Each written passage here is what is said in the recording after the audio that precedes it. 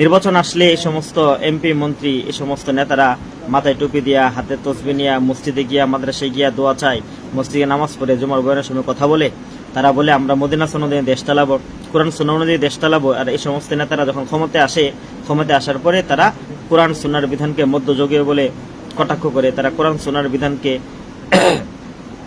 সেকেলে বলে কটাক্ষ করে। এবং একটা দেশের পার্লামেন্টের মধ্যে কিভাবে এটা সম্ভব, আমি চিন্তা করছি সারাদিন যে কিভাবে এটা সম্ভব একটা দেশের পার্লামেন্টে শরীয়তের এমন একটা অকাট্য বিধান, পর্দা এবং হিজাবের বিধানকে নিয়ে হাসাহাসি করতেছে। আর আশ্চর্যের বিষয় হলো, যেখানে একজন পুরুষ সংসদ সদস্য অন্য নারী সদস্যদেরকে কটাক্ষ করলো, এর উচিত ছিল সংসদে যত মহিলা সাংসদ আছে সমস্ত মহিলা সাংসদদের উচিত ছিল এটার প্রতিবাদ করা। কিন্তু সেখানে আপনি দেখেন যে মহিলাদেরকে নিয়ে হাসাহাসি করতেছে, বিরোধী দলের মহিলাদেরকে নিয়ে।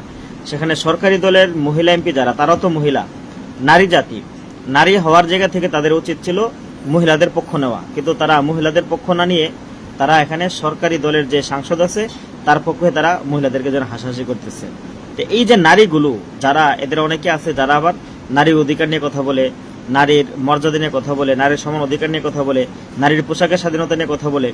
একজন নারীর যদি উলঙ্গপনা বেহায়াপনা পছন্দ হয়, সে যদি সেটাকে ভালোবাসে, সেটা যদি তার অধিকার হয়, তাহলে একজন নারীর এটা কেন অধিকার হবে না সে তার হিজাব পড়বে? যদি উলঙ্গপনা তার অধিকার হয়ে থাকে তাহলে হিজাব পড়াটা তো তার অধিকার। কিন্তু আজকে নারী সমাজ দেখেন, এ পর্যন্ত আমি কোনো একটা নারীবাদী সংগঠনের কোনো বিবৃতি দেখলাম না যে কোনো নারীবাদী সংগঠন এই এমপির বিরুদ্ধে কোনো কথা বলছে বা কোনো আন্দোলন করছে বা কোনো স্ট্যাটাস দিয়েছে। অর্থাৎ সমস্ত কুফাররা একজোট, সমস্ত মুসলিম নামধারী অমুসলিমরা একজোট, যে ইসলামের বিধানকে নিয়ে কটাক্ষ করলে তাদের কোনো কিছু যায় আসে না। আজকে যদি সংসদের মধ্যে একজন এমপির আপনার হিজাব নিয়ে কটাক্ষ না করে, যদি একজন যারা শাড়ি পরে আছে বা যারা থ্রি পিস পরে আসছে তাদের কোনো একজনের পোশাক নিয়ে যদি সংসদে বিরোধী দলের কোনো একজন সাংসদ কথা বলতেন, তাহলে আপনি চিন্তা করেন দেশে আজকে কি হইতো। সমস্ত নাস্তিকরা, সমস্ত বামপন্থীরা, সমস্ত মানবাধিকার সংগঠনগুলো, জাতিসংঘ, বাংলাদেশে বিদ্যমান বিভিন্ন দেশের মিশনারিগুলো আছে, যত এনজিও আছে, তারা সবাই উঠে পড়ে লাগতো যেখানে একজন নারীর পোশাক নিয়ে অন্য একজন দল কথা বলবে, নারী তার পোশাকের স্বাধীনতা থাকবে। কিন্তু যখন একজন নারীর হিজাব নিয়ে কথা হইতেছে, হিজাব নিয়ে হাসাহাসি করতেছে, ঠাট্টা মস্কারি করতেছে, সেখানে কিন্তু কোনো নারীবাদী সংগঠনের কোনো কি নেই, কোনো নারীবাদী সংগঠনের কোনো আলাপও নেই, কোনো নারীবাদী সংগঠনের কোনো প্রতিবাদও নাই। আসসালামু আলাইকুম রহমতুল্লাহি ওয়া বারাকাতুহু। সম্মানিত দর্শকবৃন্দ, দেশ এবং প্রবাস থেকে যারা লাইভটি দেখছেন, সকলের প্রতি মনোযোগ দিয়ে শ্রবণ করার অনুরোধ থাকবে। সম্মানিত দর্শকবৃন্দ, একটি গুরুত্বপূর্ণ বিষয়ে কথা বলার জন্যই আজকে আপনাদের সামনে উপস্থিত।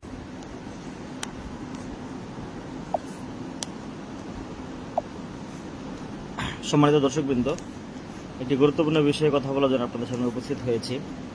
আপনারা অলরেডি সকলে দেখেছেন যে আজকে জাতীয় সংসদে নারী এমপিদের হিজাব নিয়ে একজন সংসদ সদস্য কটাক্ষ করেছে এবং বাকি সমস্ত নারী এবং পুরুষ সংসদ সদস্যরা যারা সরকারি দলে আছে তারা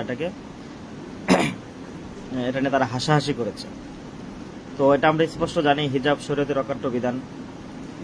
হিজাবের ব্যাপারে অনেক কথা, অনেক দলিল আছে। বিশেষ করে ইফকের যে ঘটনা, ইফকের ঘটনা যখন সংঘটিত হয় তখন আম্মাজান আয়েশা সিদ্দিকা রাদিয়াল্লাহু তাআলা আনহা যে জঙ্গলের মধ্যে একা বসেছিলেন, আম্মাজান আয়েশা সিদ্দিকা রাদিয়াল্লাহু তাআলা আনহাকে যখন পরবর্তীতে ওই সাহাবী ওখানে গিয়ে তাকে পাই, যার ব্যাপারে অপবাদ দেওয়া হয়েছিল, আম্মাজান আয়েশা সিদ্দিকা রাদিয়াল্লাহু তাআলা আনহা তখন ওই সাহাবীকে দেখে মুখ ঢেকে ফেলেন। হিজাবের অনেক বড় একটা দলিল এটা। আর তো কোরআনে কারিমের মধ্যে সূরা নূরের মধ্যে আল্লাহ রাব্বুল আলামিন হিজাব নিয়ে অনেক কথা বলেছেন। এবং যাক, হিজাব একটা শরীয়তের অকাট্য বিধান, এ ব্যাপারে দলিল নিয়ে আলোচনা করার উদ্দেশ্য না। কিন্তু ইস্তেহজা বিদ্দিন যে কুফর, এ ব্যাপারে আমরা সকলেই জানি, যারা কোরআন হাদিস নিয়ে পড়েছেন, শরীয়তের আহকাম সম্পর্কে যারা অবগত, আমরা সবাই জানি যে ইস্তেহজা বিদ্দিন হচ্ছে কুফর। শরীয়তের অকাট্য কোনো বিধানকে নিয়ে উপহাস করা, হাসি ঠাট্টা করা, এটা কুফর। এটা এর দ্বারা কুফর তো আবার দুই প্রকার, কুফরে আসগার, কুফরে আকবার। কুফরে আকবর বলা হয় আর কুফরুল্লাযী ইউখরিজুন নাস আনিল মিল্লাহ। কুফরে আকবর হচ্ছে যে কুফর মানুষকে ধর্ম থেকে বের করে দেয়, অর্থাৎ যার দ্বারা সে কাফের হয়ে যায়। তো ইস্তেহজা বিদ্দিন, শরীয়তের অকাট্য কোনো বিধানকে নিয়ে উপহাস করা, এটা শরীয়তের কোনো অকাট্য বিধানকে নিয়ে হাসাহাসি করা, টিটকারি মস্কারি করা, অস্বীকার করা, অর্থাৎ এক কথায় ইস্তেহজা বিদ্দিন, এটা হচ্ছে কুফরে আকবর। কুফরে আকবর বলা হয় আল কুফরুল্লাযী ইখরিজুন নাস আনিল মিল্লাতি বা ইখরিজুস সাহিবা আনিল মিল্লাহ। কুফরে আকবর বলা হয় যেই কুফর ওই ব্যক্তিকে ধর্ম থেকে বের করে দেয়, অর্থাৎ কুফরে আকবরের সংগঠিত হলে ওই ব্যক্তি আর মুসলমান থাকে না, কাফের হয়ে যায়। তো জাতীয় সংসদের মধ্যে আজকে যেভাবে একটা শরীয়তের গুরুত্বপূর্ণ একটা বিধানকে নিয়ে হাসাহাসি ঠাট্টা মশকরা হলো, এটা নিয়ে আমার কথাটা হচ্ছে এখানে যে আজকে দেখেন আওয়ামী লীগ যদি ক্ষমতায় থাকতো তখন বাংলাদেশের যে ইসলামপন্থী দলগুলো আছে, বিশেষ করে হেফাজতে ইসলাম, ততক্ষণে মাঠে নেমে যাইত, বিভিন্ন ধরনের বক্তব্য বিবৃতি বিভিন্ন কিছু চলে আসতো। কিন্তু সেখানে বিএনপির কপাল ভালো যে বিএনপি আওয়ামী লীগ না, বরং যারা আজকে প্রতিবাদ করতো তাদের একটা বড় অংশ বিএনপি সরকারের সাথে সুসম্পর্ক রাখে। সুসম্পর্ক রাখার কারণে যখন সরকার বিভিন্ন বিতর্কিত সিদ্ধান্ত নিচ্ছে, এই বিতর্কিত সিদ্ধান্তগুলোর ক্ষেত্রে কেন্দ্র থেকে তেমন কোনো ঘোষণা, কোনো প্রতিবাদ, কোনো স্মারকলিপি, কোনো ইত্যাদি কিছু আসতেছে না। তো এই যে একটা দুঃখজনক ঘটনা, শরীয়তের এমন একটা গুরুত্বপূর্ণ বিধানকে নিয়ে আগে আমরা শুনতাম রাস্তার মধ্যে হিজাব নিয়ে কটাক্ষ হচ্ছে, ক্লাসরুমে হিজাব নিয়ে কটাক্ষ হচ্ছে, বিভিন্ন সভা সেমিনারে হিজাব নিয়ে কটাক্ষ হচ্ছে, কিন্তু 90% মুসলমানের একটা দেশে যেখানে সমস্ত সাংসদরা হচ্ছে মুসলিম, সমস্ত সাংসদরা মুসলিম 2-1 ছাড়া, এরকম একটা দেশের পার্লামেন্ট, আবার যেই সংসদ সদস্য কটাক্ষ করেছে তাকে দেখলে কেউ মনেই করবে না যে সে কোনো সাধারণ মানুষ, কোনো পীর বুজুর্গ আল্লামা তাকে মনে হবে। এমন একজন ব্যক্তিও শরীয়তের বিধান নিয়ে কটাক্ষ করেছে। এর মূল কারণ হচ্ছে পশ্চিমা জীবন ব্যবস্থায় তারা ধাবিত, ইসলামী জীবন ব্যবস্থা সম্পর্কে তাদের এই অজ্ঞতা। আজকে চিন্তা করতে পারেন যে একটা দেশের পার্লামেন্টের মধ্যে কিভাবে পর্দার মতো গুরুত্বপূর্ণ বিধানকে নিয়ে হাসাহাসি হচ্ছে, হাসি ঠাট্টা মশকরা করতেছে। এটা তো একজন মুসলমানের আত্মমর্যাদা বোধ এবং একজন মুসলমানের সম্মান মর্যাদা সবকিছুকে ক্ষুণ্ণ করেছে। এবং যারা এই কুফরের মতো গুরুত্বপূর্ণ কাজে, এই ধরনের খারাপ কাজে লিপ্ত হয়েছে, তারা নিজেরা হয়তো জানে না যে এর মাধ্যমে তার ইমান চলে যেতে পারে। ইমান এবং কুফর, আল ওয়ালা ওয়াল বারার যে আকিদা, ইমান এবং কুফর সম্পর্কে মানুষের কোনো জ্ঞানও নাই। তো যেটা বলা উদ্দেশ্য, বিএনপির আসলে কপাল ভালো যে বিএনপি একই সাথে উলামায়ে কেরামকে সাথে নিয়ে বা উলামায়ে কেরামকে সাথে না, তাদের সমর্থন নিয়ে সরকার পরিচালনা করতেছে। যার কারণে জাতীয় সংসদের মতো একটা জায়গার মধ্যে দেশের সর্বোচ্চ জায়গা যেটাকে জাতীয় সংসদ, যেটা হচ্ছে একটা দেশের একদম মূল কলিদা, একটা দেশের মূল জায়গা, যেখানে দেশের সবকিছু আলোচনা হয়, যেখান থেকে দেশের পরিচালনার জন্য নীতিমালা তৈরি হয়, যেখানে সারা দেশ থেকে নির্বাচিত সংসদ সদস্যরা আমাদের ট্যাক্সের টাকায় বসে সেখানে কথা বলে দেশ কিভাবে বিনির্মাণ হবে, দেশের উন্নতি কিভাবে হবে, দেশের আইন কিভাবে নির্মাণ হবে, এমন একটা জায়গার মধ্যে বসে কোরআনে কারিমের একটা অকাট্য বিধানকে নিয়ে সমস্ত সরকারি দলের 212 জন সংসদ সদস্য হাসাহাসি করতেছে, উপহাস করতেছে। তো বিএনপির কপাল ভালো এখানে যে বিএনপির সাথে হেফাজতে ইসলামের একটা অংশের খুব গুরুত্বপূর্ণ সম্পর্ক বজায় রেখে চলতেছে। যার কারণে হেফাজতের ইসলামের পক্ষ থেকে হয়তো সামনে কোনো কর্মসূচি আসতেও পারে, কিন্তু এই পর্যন্ত ব্যাপারে কোনো বিবৃতি অন্তত আমি দেখি নাই। এর একটা কারণ হচ্ছে বিএনপির সাথে এদের নেগোসিয়েশন, এদের খুব একটা বোঝাপড়া, ভালো একটা সুসম্পর্ক। আজকে যদি বিএনপি না হয় অন্য কোনো সরকার ক্ষমতায় থাকতো, ধরেন আওয়ামী লীগ ক্ষমতায় থাকতো, তখন কিন্তু ঠিকই এই ব্যাপারটা নিয়ে সাথে সাথে একটা রিয়েক্ট হতো এবং সাথে সাথে আন্দোলন সংগ্রাম কর্মসূচি বিভিন্ন কিছুর ঘোষণা হতো। কিন্তু বিএনপি সেখানে খুব সফলভাবে এই কাজটা করে পার পেয়ে যাচ্ছে। এজন্য আমাদের আসলে চিন্তা করা উচিত যে আমরা কোন দেশে বসবাস করি। কোনো মিশনারিগুলোর কোনো প্রতিবাদ নেই। তো এই জন্য যারা এই সমস্ত কথাবার্তা বলে যে নারীর অধিকার, নারীর মর্যাদা, নারীর পোশাকের স্বাধীনতা, বাক স্বাধীনতা, নারীর স্টেবলিশ হওয়া, এসব কিছু হচ্ছে ধোঁকাবাজ এবং জাতির সাথে প্রতারণা। এদের একটা উদ্দেশ্য, সেটা হলো ইসলামের বিরুদ্ধে অবস্থান করা। ইসলামের বিরুদ্ধে অবস্থান করতে গিয়া এই সমস্ত কথাবার্তাগুলো তারা হচ্ছে আবিষ্কার করে। এজন্য এদেশের মুসলিম মা বোন যারা আছেন, আমি মনে করি প্রত্যেকটা পর্দার অনুসারী যারা আছেন মা বোনদের উচিত আজকের এই যে সংসদ আছে, মনিরুল ইসলাম সম্ভবত তার নাম, তার বিরুদ্ধে আন্দোলন করা, তার বিরুদ্ধে যা যা জায়গা থেকে প্রতিবাদ করা।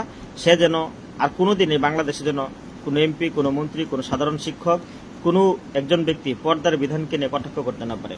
আজকে যদি আমরা এই বিষয়টা নিয়ে প্রতিবাদ না করি, দেশের সর্বোচ্চ জায়গার মধ্যে পার্লামেন্টের মধ্যে যদি এমনভাবে পর্দার মতো গুরুত্বপূর্ণ বিধান নিয়ে কটাক্ষ করা হয়, হাসাহাসি করা হয়, উপহাস করা হয়, ইস্তেহজাবিদ দিন করা হয়, দিনের গুরুত্বপূর্ণ ফরজ বিধানকে নিয়ে যদি উপহাস করা হয়, তাহলে আগামী দিনে হয়তো আরো কোনো বিষয়কে নিয়ে কি করা হবে, তারা এভাবে কটাক্ষ করবে, কিন্তু এটাকে তারা কোনো বড় খারাপ কোনো কাজ মনে করবে না।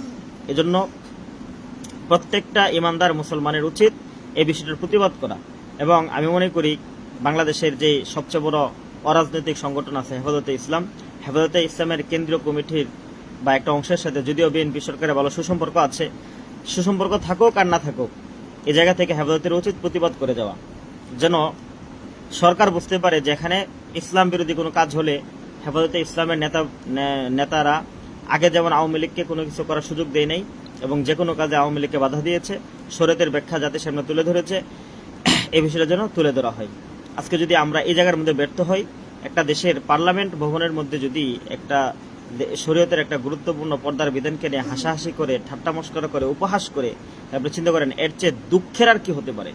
অথচ এটা নিয়ে তেমন কোনো আলোচনা বা বড় কোনো প্রতিবাদ তেমন কিছু দেখা যাচ্ছে না।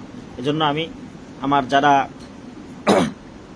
ফলোয়ার আছেন, যারা লাইভটি দেখছেন, যারা সামনে দেখবেন, আমি সবার প্রতি উদাত্ত আহ্বান জানাবো, জাতীয় সংসদের মতো একটা জায়গার মধ্যে শরীয়তের পর্দার বিধানকে নিয়ে, হিজাবকে নিয়ে কটাক্ষ করার কারণে আপনারা যার যার জায়গা থেকে নিন্দা জানাবেন, প্রতিবাদ জানাবেন। এবং এই যে ইস্তেহজাবিদ্দিন, বিশেষ করে ওলামায়ে কেরাম যারা আছেন, আপনারা আপনাদের জুমার বয়ানে, বয়ান ইত্যাদির মাধ্যমে মানুষকে বিষয়টা বোঝাবেন যে দিনের কোনো বিষয়কে নিয়ে কটাক্ষ করলে তার ঈমান থাকে না, সে কাফের হয়ে যায়। এবং এটা কুফরের যে দুই প্রকার আছে, কুফরে আসগর এবং কুফরে আকবর, এটা কুফরে আকবরের অন্তর্ভুক্ত।